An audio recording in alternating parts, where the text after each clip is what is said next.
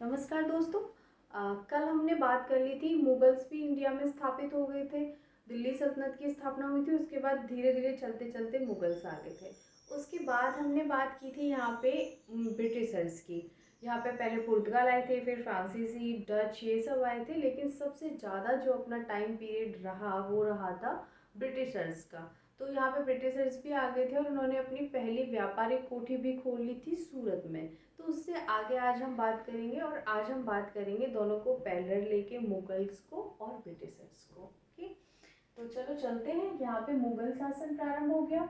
तो 1628 से 58 तक शाहजहाँ का टाइम पीरियड चल रहा था यहाँ पे। और उसके शाहजहाँ से इन्होंने, अंग्रेजों ने व्यापार करने की परमिशन मांगी थी कि जैसे होते हैं ना कि अगर हमारे घर में भी कोई आएगा तो आने से पहले एक बार फ़ोन करके बताता है कि हम आ रहे हैं। वैसे ही करके यहाँ पे टॉमस रो आया था और उसको उसने व्यापार करने की परमिशन दी थी। और यहाँ पे मराठा संस्थापक शिवाजी का टाइम पीरियड भी चल रहा था। साथ के साथ यहाँ पे शिवाजी भी चल रहे थे। वो अभी राजा नहीं बने यहाँ पे, बट वो उनका टाइम पीरियड चल रहा था धीरे धीरे करके। उन्होंने यहाँ पे 1664 में सूरत में एक किला लूटा था, लेकिन वो इसके टाइम पीरियड में था, औरंगजेब के टाइम पीरियड में, जिसको आगे बताएंगे। तो यहाँ पे 1642 में ब्रिटिशर्स आए, उन्होंने फोर्ट सेंट जॉर्ज मद्रास में एक और अपना व्यापारिक किला बना लिया। इनकी पहुंच धीरे धीरे बढ़ती जा रही थी और इनका पैरेलली फ्रांसीसियों से और पुर्तगालियों से युद्ध भी चल रहा था। यहाँ पे 1643 में ताजमहल का निर्माण करवाता है, जो कि शाहजहाँ के द्वारा करवाया जाता है। उसके बाद यहाँ पे 1658 से 1707 में औरंगजेब का टाइम पीरियड चलता है। शाहजहाँ का बेटा था औरंगजेब, और भी शाहजहाँ के 3-4 बेटे थे, बट औरंगजेब उसमें सबसे कट्टर था। और औरंगजेब का टाइम पीरियड जो रहा था वो बहुत स्ट्रॉन्ग टाइम पीरियड रहा था। इसने किसी को भी अपने सामने टिकने नहीं दिया था। इवन इसका शिवाजी से भी बहुत ज़्यादा विवाद रहता था, लड़ाई झगड़े होते थे। शिवाजी के एक बेटे थे राजा राम, उसको किडनैप कर लिया था इसने, और शिवाजी को भी इसने अपने यहाँ पे कुछ दिन रखा था। तो शिवाजी किला फांद के, जेल तोड़ ताड़ के कैसे निकले थे, वो खैर दूसरी स्टोरी है।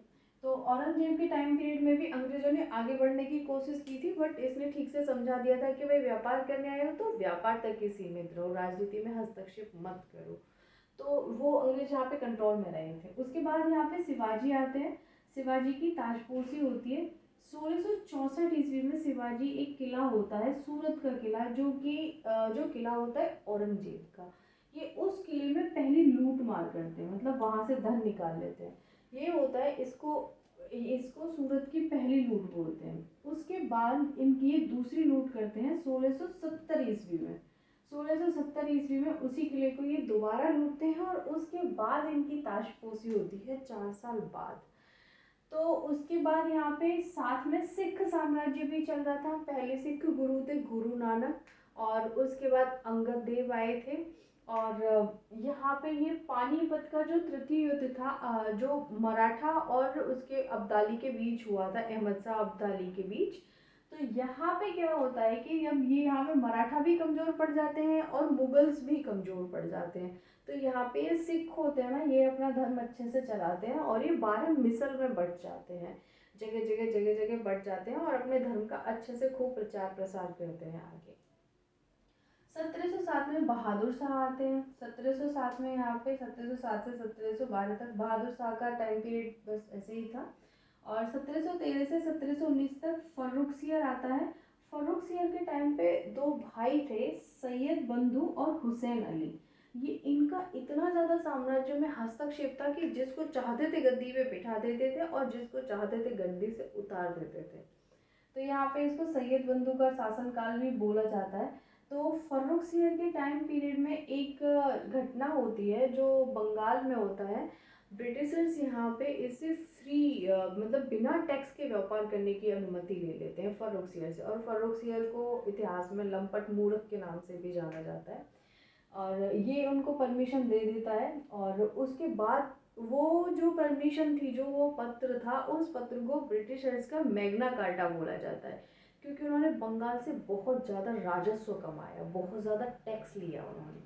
उसके बाद यहाँ पे 1714 में पेशवा बालाजी बाजीराव आते हैं। यहाँ पे मराठा शक्ति कमज़ोर पड़ जाती है, और उसके बाद मराठाओं के पेशवा थे बालाजी बाजीराव, वही बाजीराव मस्तानी वाले, वो थोड़ा मतलब शासन को आगे बढ़ाने लग जाते हैं। तो यहाँ पे मराठा कमजोर पड़ जाते हैं और पेशवा बालाजी बाजीराव मतलब पेशवा आते हैं यहाँ पे।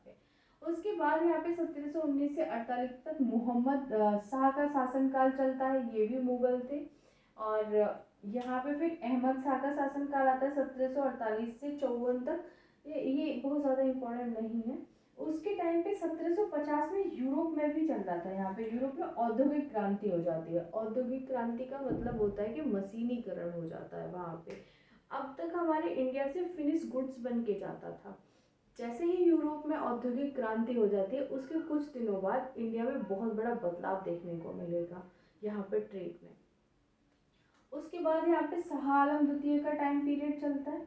उसके बाद यहाँ पे अकबर सेकंड का टाइम पीरियड आता है, अकबर सेकंड का। उसके बाद बहादुर शाह का आता है। बहादुर शाह के बाद ये फिर यहाँ पे 1857 की क्रांति होती है।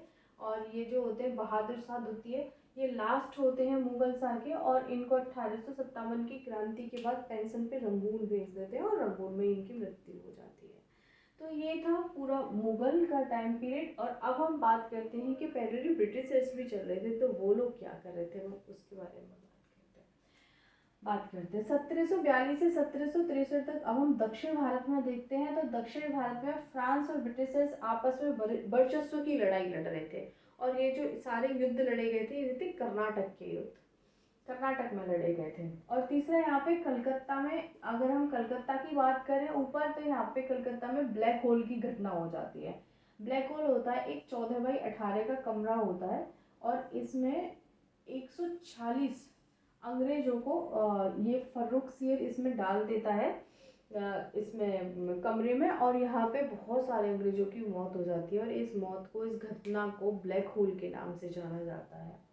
और 1757 में प्लासी का युद्ध होता है। प्लासी के युद्ध ने भारत की पूरी अंग्रेजों को मौका दे दिया था बहुत अच्छे से कि अब आप हमारी राजनीति में हस्तक्षेप करो और हमारा अच्छे से यूज़ करो। तो उसके बाद यहाँ पे 1760 में फ्रांसीसियों की पराजय हो जाती है, और फ्रांसीसी पूरे तरीके से हार जाते हैं और इंडिया को एक दो जगह रहते हैं, और उसके बाद ये अपना ट्रेड वेड ये सारे सपने छोड़ के और चले जाते हैं ये यहाँ से। 1761 में हैदर अली और ब्रिटिशर्स के बीच में, हैदर अली और ब्रिटिशर्स के बीच में हैदर अली का बेटा होता है टीपू। यहाँ पे 3 युद्ध होते हैं, इसको बोलते हैं मैसूर और मंगलौर के युद्ध यहाँ पे। तो एक होती है एलासापेल की संधि, और एक होती है श्रीरंगपट्टनम की, और एक होती है मैंगलोर की संधि। तो एलासापेल, मैंगलोर और श्रीरंगपट्टनम की संधि। तो जो मैंगलोर की संधि होती है उसमें हैदर अली की मौत हो जाती है, और इनका बेटा होता है टीपू सुल्तान। टीपू सुल्तान सारा राज संभालता है, और उसके बाद मंगलौर की संधि से ही युद्ध समाप्त हो जाता है। उसके बाद फिर 1799 में टीपू सुल्तान आता है, और टीपू सुल्तान युद्ध करता है फिर से अंग्रेजों से। और उसके बाद इसमें यहाँ पे होता है कि टीपू सुल्तान के साथ ही श्रीरंगपट्टनम की संधि करते हैं, और टीपू सुल्तान को वो संधि ठीक नहीं लगती है, कॉर्नवालिस होता है। कुछ दिनों बाद टीपू सुल्तान की मृत्यु हो जाती है। तो यहाँ पे इसके बाद फिर होता है बक्सर का युद्ध होता है। बक्सर के युद्ध में बंगाल में होता है, तो ये बंगाल में पूरे तरीके से कंट्रोल कर लेते हैं, और राजनीति में पूरा हस्तक्षेप इनका स्टार्ट हो जाता है। तो हमने देखा कि यहाँ पे प्लासी, यहाँ पे बक्सर, यहाँ पे, तो ये धीरे धीरे करके इन्होंने पहले कलकत्ता में हराया, फिर बंगाल में राज किया, फिर हैदर अली से साउथ में आ गए ये लोग। तो इन्होंने व्यापार तो इनका चल ही रहा था, उसके बाद इन्होंने राजनीति में हस्तक्षेप स्टार्ट करना कर दिया था, क्योंकि यहाँ पे मशीनीकरण हो गया था, और ये पैसे देना नहीं चाहते थे। ये पैसे नहीं देते थे उस टाइम पे, जो आता था वो आता था गोल्ड और चांदी, ये सब चीज़ ट्रेड के बाद आती थी। जैसे हमारे यहाँ से सामान लेके गए हैं, और उसके बाद अगर हमें बदले में कुछ देंगे तो ये वहाँ से चांदी और सोना लेके आते थे। उसके बाद यहाँ पे वॉरेन हेस्टिंग्स आता है 72 से 73 में, बंगाल का प्रथम गवर्नर जनरल बनता है यहाँ पे। अब इन लोगों ने स्टार्ट कर दिया यहाँ पे पूरे तरीके से राजकाज स्थापित करना, और ये अब लोगों को बहुत परेशान करना स्टार्ट कर देते हैं। 1786 में यहाँ पे चार्ल्स कॉर्नवालिस गवर्नर जनरल बनता है, और चार्ल्स कॉर्नवालिस जाना जाता है आईपीसी की जो धाराएं होती हैं वो चार्ल्स कॉर्नवालिस के द्वारा दी गई हैं, और इसने कॉर्नवालिस संहिता के नाम से भी एक इसने बुक लिखी थी, और इसकी जो समाधि है वो गाजीपुर में है, दिल्ली गाजीपुर में। 1993 में स्थायी जमींदारी, अब जो स्थायी बंदोबस्त आता है बंगाल, बिहार और अवध में, जिसे स्तंभदारी भी बोलते हैं, वो इसी के टाइम पीरियड में लगाया जाता है जमींदारी। और 1799 में टीपू सुल्तान की मृत्यु हो जाती है, और 1801 से 93 तक रणजीत सिंह द्वारा सिख साम्राज्य स्टार्ट होता है, और 1813 ईस्वी में ईसाई मिशनरी भारत में आते हैं। ईसाई मिशनरियों को भारत आने का क्या मतलब था, वो ईसाई धर्म का प्रचार प्रसार करना चाहते थे। ईसाई धर्म का प्रचार प्रसार वो इसलिए करना चाहते थे क्योंकि यहाँ पे कॉर्नवालिस ने एक कॉलेज भी खुलवाया था बनारस में, बनारस विश्वविद्यालय। वहाँ पे ईसाई धर्म की शिक्षा दी जाती। बेसिकली ये लोग ये चाहते थे कि एक तबका ऐसा हो जो अंग्रेजी बोले, अंग्रेजों की भाषा बोले, वो पढ़ा लिखा हो यहाँ पे, ताकि इनको राजकाज करने में बहुत आसानी हो। और आपने देखा ही होगा कि अब ये लोग यहाँ पे अगर ईसाई धर्म चल जाता है या बहुत ज़्यादा आ जाता है तो इनको बहुत ईजी हो जाता है यहाँ पे, बट ऐसा हुआ नहीं फॉर्चुनेटली। तो यहाँ पे अकबर के टाइम पीरियड में भी इन लोगों ने बहुत ज़्यादा मतलब अकबर से बातचीत की थी, बार बार ये लोग मिले थे, बट अकबर का उसमें अपना वो था कि वो गन्स लेना चाह रहा था इंडिया, वो दूसरी स्टोरी है, वो बाद में बताएंगे। बट यहाँ पे 1801 से 79 तक रणजीत सिंह द्वारा सिख साम्राज्य की स्थापना होती है। सॉरी, सिख साम्राज्य तो पहले चल गया था, बट ये सिख साम्राज्य यहाँ पर पूरे तरीके से ये बहुत बहुत एक्सपेंड कर लेते हैं इसको एक तरीके से, और यहाँ पे ईसाई मिशनरी आना प्रारंभ हो जाते हैं। उसके बाद की स्टोरी अब हम कल बताएंगे। आपको वीडियो कैसा लगा मुझे कमेंट करके ज़रूर बताना।